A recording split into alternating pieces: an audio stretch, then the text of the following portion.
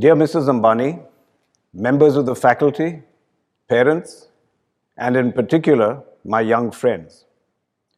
I just use the phrase young friends. Now, it's a commonly used phrase, almost a cliche.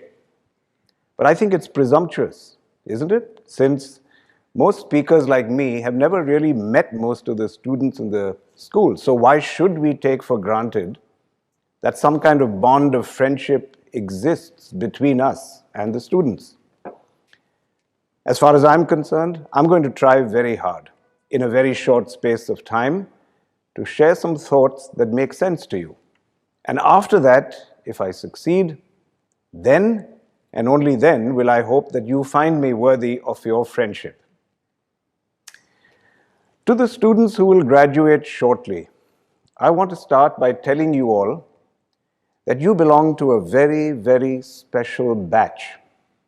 Now, once again, it's fairly standard procedure to say something so complimentary to every graduating class. But in your case, I think these words ring true. Your school year was spent in circumstances that had never occurred before. You had to learn how to learn from home, or LFH, which is even tougher than working from home, more popularly known as WFH. You weren't able to hang out with your friends. You had to get used to living within the confines of the four walls of your homes day in and day out. You were unable to let your hair down at exuberant class parties and class trips, unless, of course, some of you found some way to do that with impunity. And if you did, please tell me how you managed that, because I'm very, very envious. Now, you're all graduating without the usual end-of-school rituals. Exchanging autographs, signing yearbooks, warm hugs, tearful goodbyes, and promises of eternal friendship. So given all that, I don't think anyone can deny that you are indeed a very special and unique batch. But most important, I think you're special because all of you have done wonderfully well in coping with a year that was different from anything that has gone before. And yet, I'm going to tell you that above all, you are special because you are the luckiest graduating class in history. Yes, you heard me right. I said you are the luckiest class. I call you lucky because in this compressed period of 10-odd months, you have had the opportunity to receive lessons which, in conventional times, would have taken a lifetime to learn. You have had the privilege of receiving an education that no traditional school curriculum could ever have imparted to you. 2020 is being labeled a terrible year for the world at large. But my guess is that when you all look back 10 years from now, you will remember not just the death and destruction wrought by the pandemic, but also the many, many valuable lessons it taught you. So what are those lessons? I think that the first lesson is the value of gratitude. I'm going to share something personal. Some years ago, on the advice of a close friend, every morning I started making a list of things that had happened in the previous day that I needed to be grateful for. And it turned out to be a surprisingly long list, day after day. During the pandemic, that list doubled and tripled in length because there was so much more to be grateful for every day. It wasn't a premium sports car or a fine watch or an Italian suit that I found myself grateful for. I was grateful for the simplest and the most basic things in life. Good health, a warm bed, food on the table, a roof over my head, and most of all, for the great gift of being amongst people who loved me.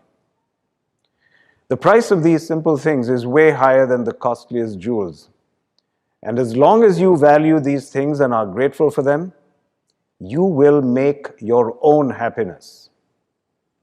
I truly believe that all of you have now learned the hard way how to be extremely grateful for what you do already possess, and for the simplest elements of a good life. The second great lesson was about resilience. In my case, I know that my business stayed on track because the people who worked there showed amazing resilience, just as you did. Each of you is an inspiring example of resilience. For you, life changed overnight. In a very crucial year, schools closed, but you adapted quickly. You faced constraints, but you found creative solutions to overcome them.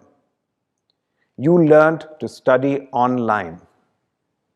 You gave your exams without physical proximity. You sent off your university applications. You pursued your post-school educational goals. You used hard technology to sustain the softer aspects of life, such as friendships and camaraderie.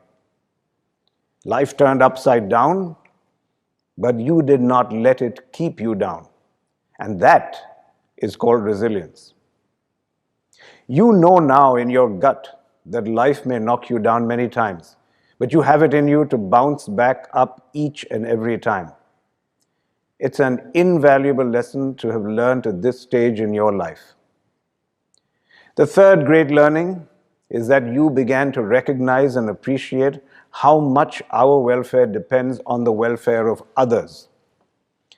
When the crisis first struck, not many of you would have spared even a minute to think about how the pandemic could shatter lives.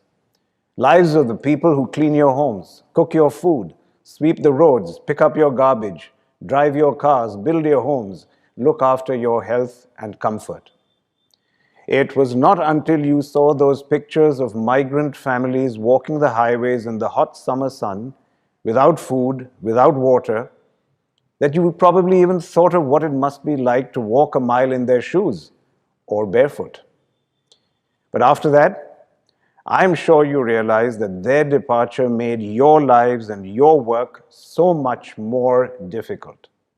It hit home to you that the poorest of the poor are the foundations on which our economic prosperity and the quality of life depends. No man is an island, and the pandemic has taught you that our welfare lies in taking care of the welfare of others. So congratulations on successfully graduating at such a difficult time. Congratulations on your grit and courage in rising above all odds. Congratulations on being the recipients of an unimaginably unique and profound education. I pray that you will use the knowledge you have gained to build a better world. All of you who pass through the portals of the Ambani School are privileged. Use that privilege. Use that privilege to better the lives of those who make your life better. I know that you will do that.